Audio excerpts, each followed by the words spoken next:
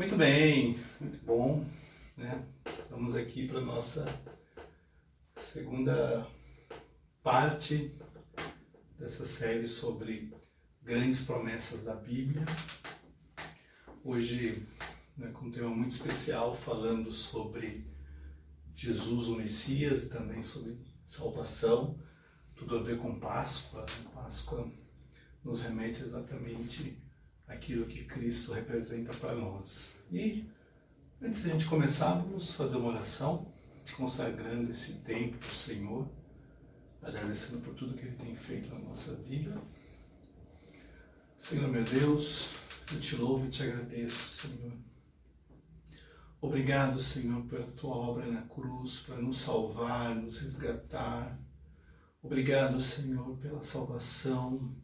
Obrigado, Senhor, pela tua graça, pela oportunidade de andar nos teus caminhos. Que neste momento, Senhor, o teu Espírito Santo venha nos envolver, venha nos ensinar, venha ministrar, Senhor, o nosso coração. Que a tua palavra caia na nossa vida como uma semente e que cada um de nós seja como uma terra boa, Senhor, para que essa semente venha florescer, frutificar. É o que eu te peço, meu Deus, em nome de Jesus. Amém. Muito bem. A gente está falando sobre as grandes promessas da Bíblia. Eu acho importante destacar que a gente não está falando desses temas do ponto de vista de doutrina, do ponto de vista teológico, digamos assim, mas olhando para esses temas do ponto de vista de promessas que Deus fez para nós. E a gente está falando de Jesus, o Messias. A gente começou falando já um pouquinho disso na semana passada. Hoje a gente vai falar mais, né? Vamos falar também de salvação, que é uma coisa que está totalmente conectado, e para esse domingo de Páscoa, Jesus e salvação tem tudo a ver. Na próxima semana a gente então fala do Espírito Santo como Consolador, e no último domingo a gente vai falar sobre céu. Muito bem. A gente falou disso na semana passada, que essa promessa de Messias foi feita pelo próprio Senhor lá no Jardim do Éden. E vimos também que ao longo dos séculos, a forma como as pessoas, ou como a igreja viu Jesus, foi mudando. E que, por mais que a gente veja ainda hoje Jesus como libertador, como rei, como salvador, existe, infelizmente, uma percepção equivocada de olhar Jesus como um serviço, alguém para quem a gente terceiriza a nossa necessidade, na expectativa de que ele faça alguma coisa para resolver o nosso problema. Isso é muito sério, porque a palavra de Deus diz que nós temos que buscar o reino de Deus e a sua justiça, e todas as demais coisas vão ser acrescentadas. E parece que às vezes a gente faz o contrário, a gente busca em primeiro lugar as demais coisas, na esperança de que o reino de Deus e a sua justiça seja acrescentado, mas não está certo. O reino de Deus, o plano de Deus, o propósito de Deus tem que ser a nossa mais alta prioridade, tem que ser aquilo que a gente vai colocar como a nossa necessidade número 1. Não que seja errado pedir coisas materiais, principalmente porque se você olhar a oração que Jesus nos ensinou, a oração do Pai Nosso, é uma oração de petição, onde a gente pede muita coisa, pede o pão nosso, a gente pede perdão, a gente pede para que o Senhor nos livre do mal. Então não está errado pedir. Deus, inclusive, Ele é nosso Deus, Pai de amor, para nos dá muito além daquilo que nós pedimos ou pensamos. Mas o erro talvez é quando a gente perde o foco e busca somente essas coisas, quando na verdade a gente tem que olhar para Cristo, sempre. E aquilo que vier em decorrência disso é lucro e não prioridade. Continuando, Messias, que em hebraico é Mishaia ou Machia, Christos em grego, significa necessariamente o ungido. Então, Essa é a tradução da palavra que a gente tem como Messias. E é interessante porque o propósito de Cristo como Messias é muito além de uma questão semântica, uma questão de definição de uma palavra. Em Jesus, nós temos o cumprimento de todas as expectativas em todos os sentidos, naturais e espirituais. Então, é importante olhar Jesus como a promessa do Messias, porque todo tipo de expectativa que a gente pode imaginar, a gente vê esse cumprimento somente em Jesus. Né? Tanto que tem um versículo que diz que a gente deve lançar a nossa expectativa diante dele, porque ele tem cuidado de nós, ele cuida de nós. E é interessante porque a gente pode perguntar, mas por que Deus quis prometer o Messias, um ungido? Por que ele quis se comprometer com isso? E a melhor resposta que a gente pode dar está em João 3,16. Porque ele amou. Porque Deus amou o mundo. Deus amou você, a tua família, eu, a minha família, minha esposa, minha filha, de uma maneira tão especial que ele se comprometeu de dar o Filho dele, para que todo aquele que nele crê não pereça, mas tenha vida eterna. Então, esta é a razão que faz com que a promessa do Messias seja tão importante para nós, porque é uma promessa baseada no amor de Deus, no desejo de Deus de nos ver livres do pecado, livres da condenação do pecado e andando em aliança e em comunhão com Ele. Esse é o propósito. Por isso que quando a gente pensa em Messias, em salvação, o Messias, o propósito de salvação de Deus, focaliza diretamente em cada um de nós. Nós estamos no centro deste desejo de Deus. Então, quando a gente fala de promessa como compromisso, como expectativa de esperança, e quando a gente olha para o Messias, e quando a gente olha para a salvação que vem através da graça de Deus, quando a gente crê no Senhor, no centro disso tudo está você. Olha que promessa maravilhosa. Uma promessa feita não simplesmente para honrar um compromisso que ele assumiu lá no passado, mas para colocar você no centro desse compromisso. Ele amou você, te colocou no centro desse compromisso e faz com que tudo isso tenha como convergência a tua vida, a tua existência, a tua história. Então essa é a razão que fez com que Deus prometesse o Messias, você. Você é a razão por trás disso tudo. Não é maravilhoso?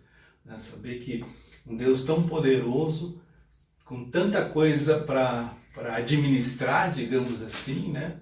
Ele olha para você e olha para mim de uma forma toda especial. Né? E a gente pode imaginar qual que é o alcance dessa promessa. Ok, eu tenho o Messias, ele é o Cristo, ele é o ungido de Deus. Essa promessa me colocou no centro do propósito de Deus. Mas qual que é realmente o alcance disso tudo?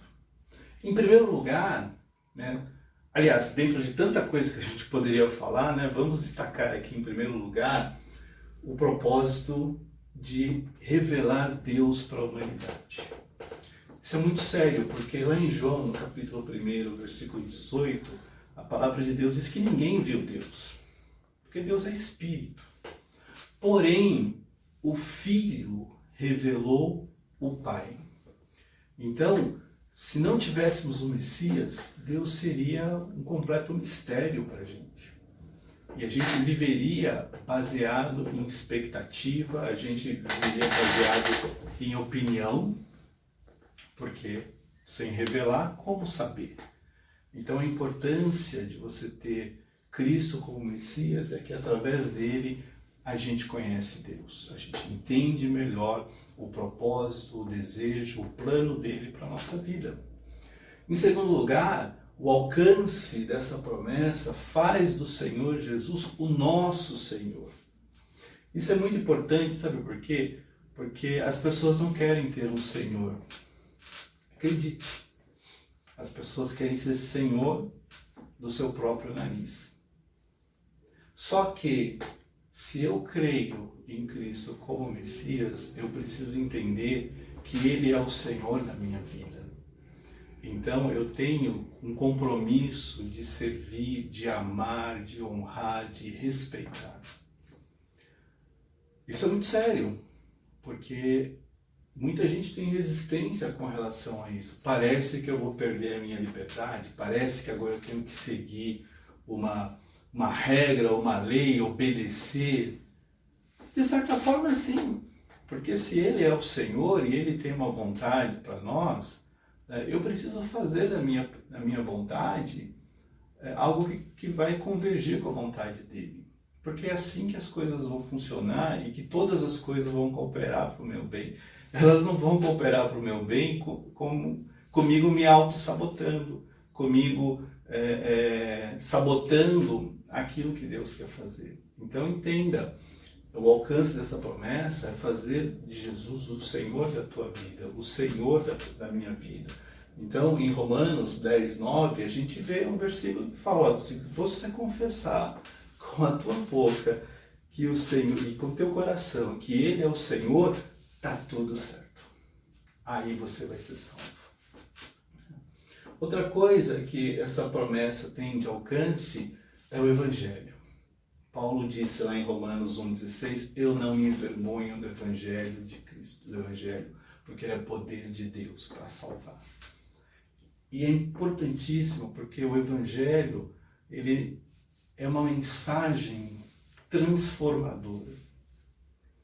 E a gente erra muito quando a gente não entende essa mensagem transformadora, quando a gente passa a observar essa mensagem de uma forma fria, de uma forma religiosa, ou mais preocupado em captar só os fragmentos dessa mensagem que nos interessam, quando na verdade a gente tem que observar a mensagem inteira. Essa é uma mensagem que fala de perdão e que nos exorta a perdoar. E a gente tem que perdoar. Ou a gente prefere ficar guardando rancor, mágoa, ressentimento. Essa é uma mensagem que fala que a gente tem que amar os nossos inimigos. Né? E é difícil, por quê? Porque às vezes os inimigos, o que a gente quer? Distância. A gente quer que eles se deem mal, né? Mas não é isso que o Evangelho nos ensina. O Evangelho nos ensina a ter uma medida de amor que vai muito além daquilo que é racional, digamos assim. Né? Essa promessa faz com que o Messias seja um exemplo a ser seguido. Eu acho lindo esse versículo de 1 João, capítulo 2, versículo 6, que diz que quem está nele tem que andar como ele andou. Então ele é o nosso exemplo.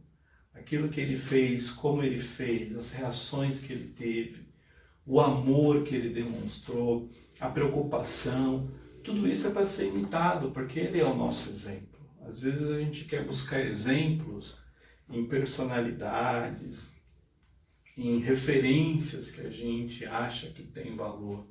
Mas ele certamente é o maior exemplo a ser seguido.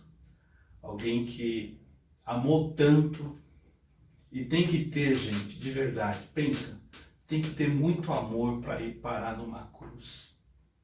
Tem que ter muito amor para subir numa cruz, deixar ser afligido, sem reclamar. Tem que ter muito amor. Então siga esse exemplo. Siga esse exemplo. É o melhor exemplo que a gente poderia ter na nossa vida. Essa promessa também nos mostra que o Messias vem para destruir as obras do diabo. Enquanto o diabo quer escravizar, roubar, matar, destruir, ele veio para nos dar vida, vida em abundância e destruir tudo aquilo que o inimigo tentou contra você. E também para ser nosso sumo sacerdote. É lindo porque em Hebreus, no capítulo 4, versículo 15, diz que nós temos um sumo sacerdote que se compadece de nós. Então, tudo isso representa o alcance desta promessa. Então, ter um Messias é muito além do que ter alguém que veio cumprir profecias. É ter alguém que fez toda a diferença na nossa vida e na história da nossa vida. Por isso que essa promessa impacta demais cada um de nós, tem um impacto tremendo. A primeira coisa que a gente pode dizer a respeito desse impacto é que ter o Messias é ter cabeça, o cabeça da igreja, que é aquele que vai cuidar, aquele que vai ajudar, aquele que vai orientar, que vai nos guiar quando a gente não souber exatamente qual a melhor direção. Então ter o Messias é saber que tem alguém cuidando de você, que tem alguém te ajudando, te amparando, suprindo as tuas necessidades espirituais e mostrando para você que Ele está com você todos os dias. Essa promessa ela também impacta cada um de nós, porque mostra que nós temos um advogado. A palavra do Senhor diz lá em 1 João, filhinhos, não pequeis, mas se você pecar, não esqueça, você tem um advogado. E para que serve um advogado? Para nos defender, porque o inimigo, ele é o acusador. Ele quer realmente nos afastar de Deus. Mas nós temos um advogado que está à direita de Deus, lembrando você, lembrando o inimigo de que nós temos um Senhor e nós temos um Salvador. É esse o impacto que essa promessa causa em nós, de saber que a gente tem um Salvador. A gente não está perdido. A gente não está mais como se não tivesse solução. Ai meu Deus, eu não sirvo mais para nada. Não, serve, tem salvação para você. E Ele nos salva. E salva do quê? Da gente mesmo. Será que não? Claro, a gente vive se sabotando, né? A gente vive tomando decisões equivocadas, a gente vive aceitando aquilo que a gente não deveria mais aceitar, vivendo aquilo que a gente não deveria viver, e Ele veio para nos salvar disso. Ele é o nosso Salvador.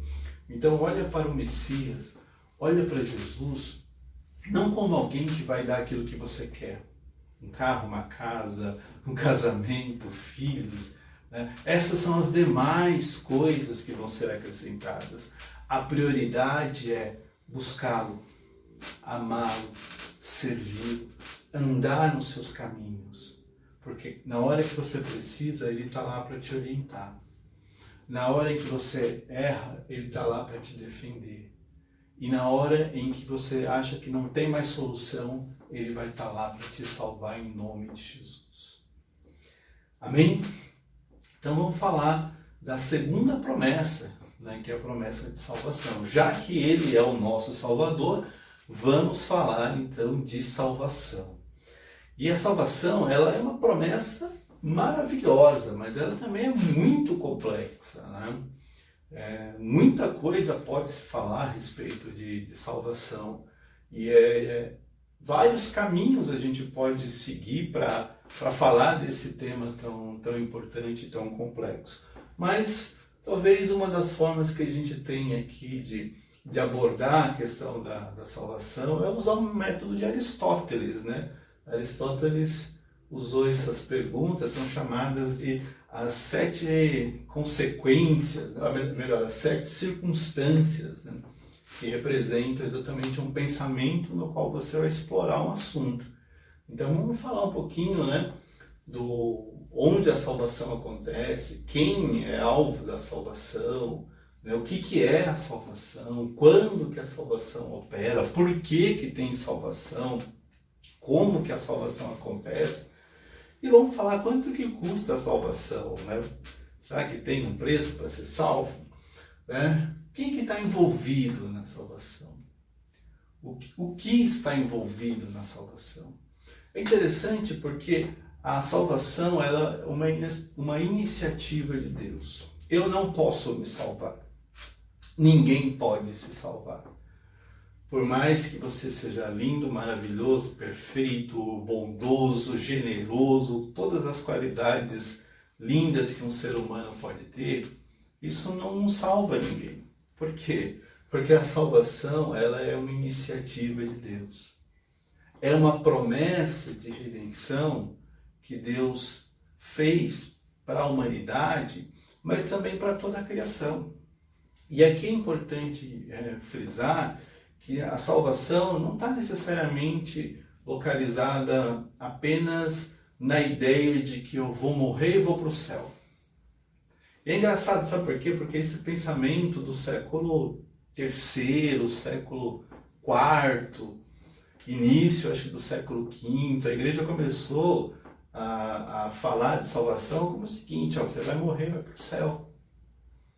Mas, se Apocalipse, capítulo 21, versículo 1, fala do novo céu e da nova terra, então, mais do que pensar em ir para o céu, é entender salvação como algo tão abrangente que vai culminar exatamente no novo céu e na nova terra.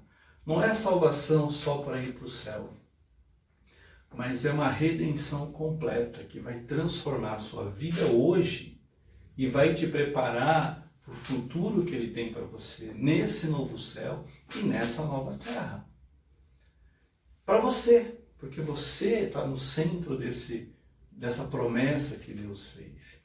E é importante que a gente entenda também que a salvação através de Cristo, ela livra o ser humano do pecado e das suas consequências. A palavra do Senhor diz lá em Romanos 6,23 que o salário do pecado é a morte. Então a salvação tem exatamente como premissa livrar você, livrar a mim do pecado e das suas consequências. Por quê? Porque nós estávamos condenados por tudo aquilo que o pecado fez com a raça humana. Mas Deus, na sua infinita misericórdia, no seu infinito amor, Ele olhou para nós e falou assim: não, vamos dar um jeito. Tem um plano, tem um propósito aqui. E esse propósito é exatamente olhar para tudo aquilo que são os nossos pecados e as consequências que esses pecados produzem contra a nossa vida e dar uma solução para eles. Então a salvação é exatamente a solução para aquilo que a gente estava fadado a viver, que é a morte, porque o salário do pecado é a morte. Além do mais, a salvação é uma promessa de Deus que atinge todo mundo em todos os lugares. Salvação não é para uma elite, salvação não é para um grupo específico de pessoas numa determinada região ou de uma determinada classe social. Não, salvação é para todo mundo. Para você, para a tua família, para os teus amigos. É para todo mundo em todos os lugares. Às vezes a gente pode imaginar que a salvação é só para aqueles que Deus quer salvar. Mas a palavra do Senhor diz lá em Marcos, no capítulo 16, versículos 15 e 16, que nós temos que pregar o Evangelho para toda criatura. E quem crer e for batizado é que vai ser salvo. Então não é para um grupo de pessoas, é para quem realmente crê.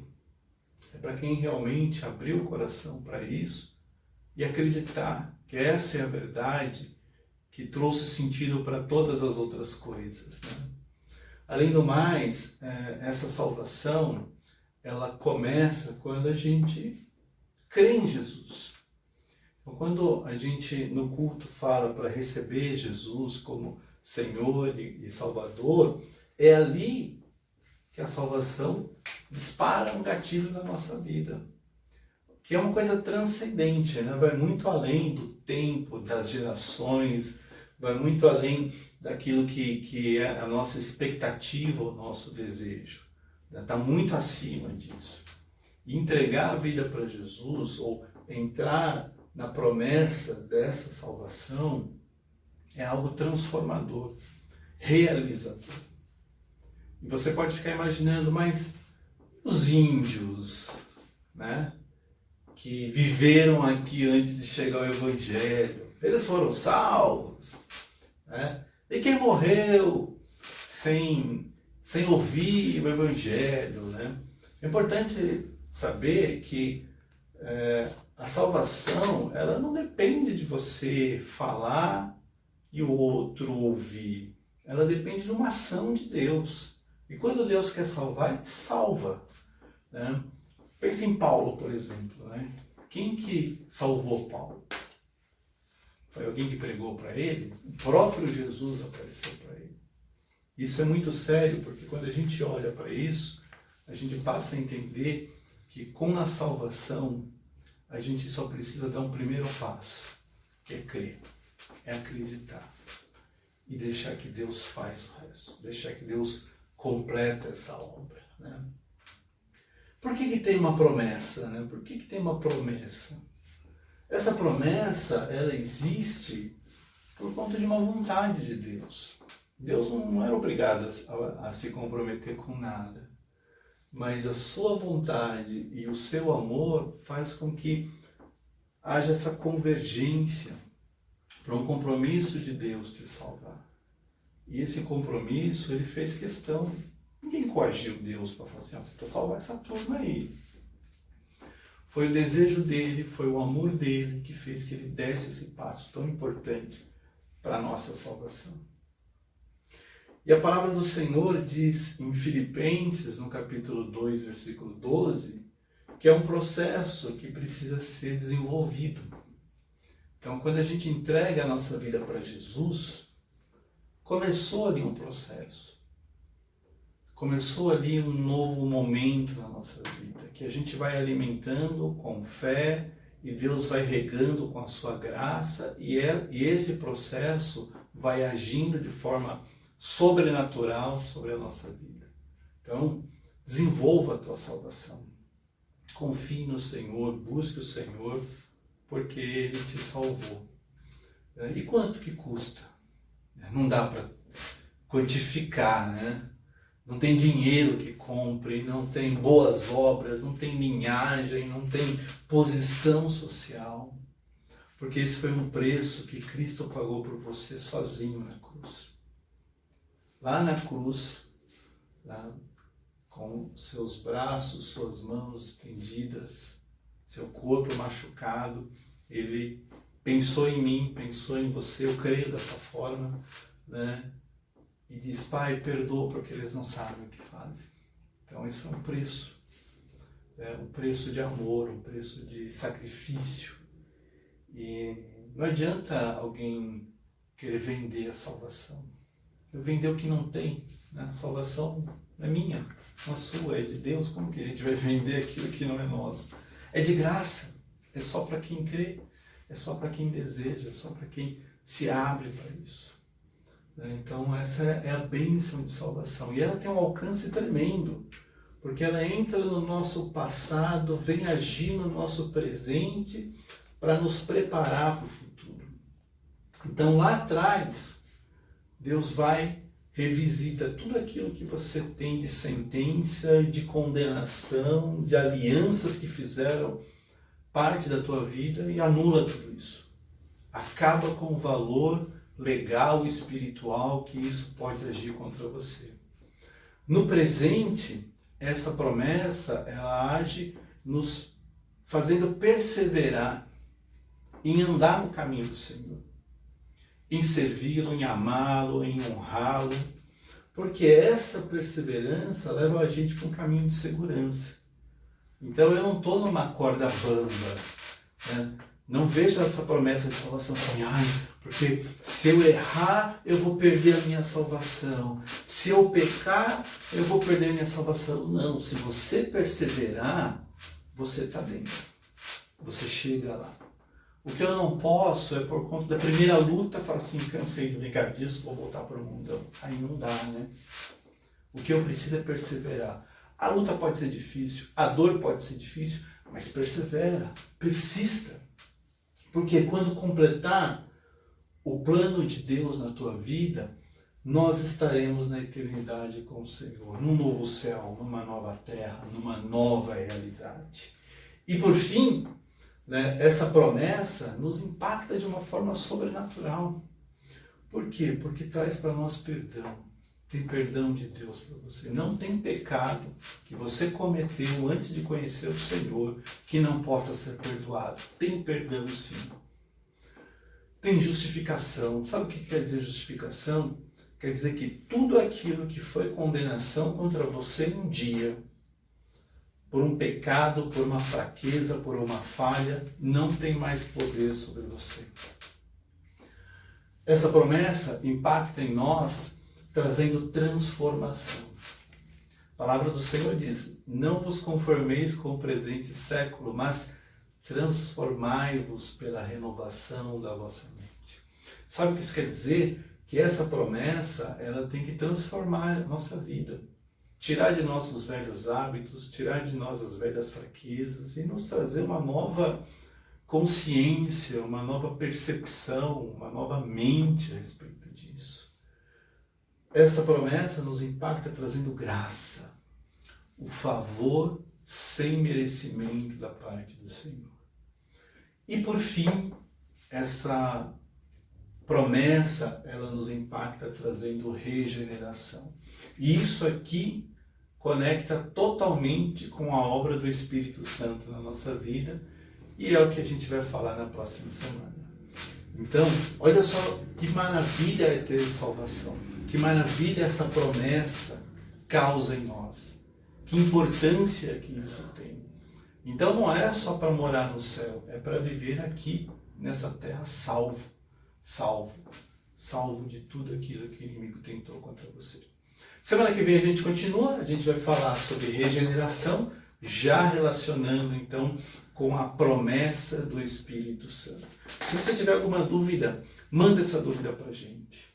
Não fica com ela, deixa a gente tentar te ajudar a buscar uma resposta da parte do Senhor, para que essa dúvida não fique aí martelando e nem trazendo confusão para o nosso coração. Que Deus te abençoe em nome de Jesus.